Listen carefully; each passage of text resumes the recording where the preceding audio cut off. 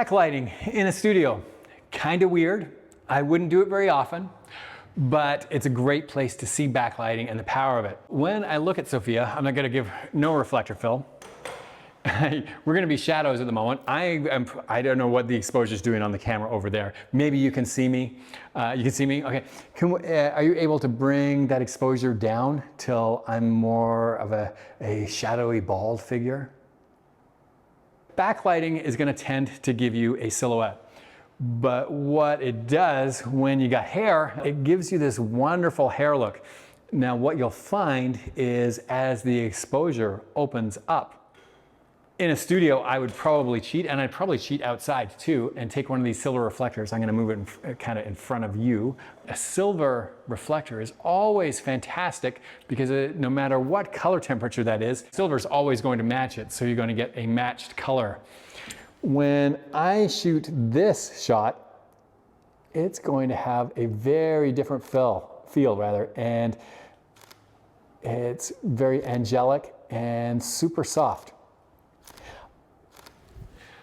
If I'm shooting outside, I am probably using this style of lighting. It's going to look great outside. It's a little weird in the studio, but I wanted you to understand how we backlight, what it brings out. Kind of the image is more about a feeling rather than being able to really see what's going on.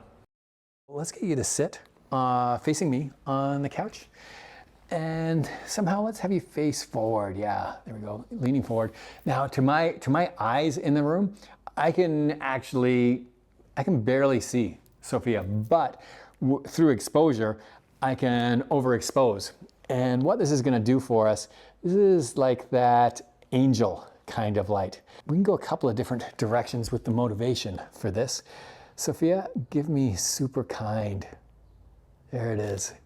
There's that angelic look. It's wonderful.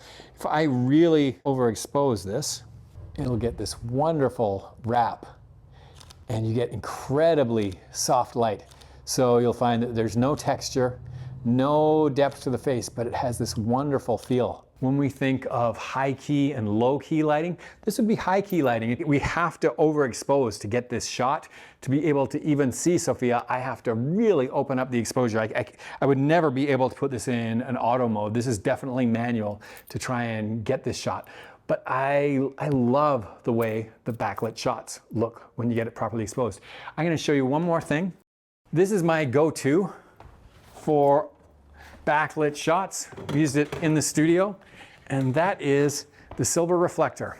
And if I pop this back, it's going to get these incredible catch lights in the eyes. And I will put it right behind me when I'm taking photos.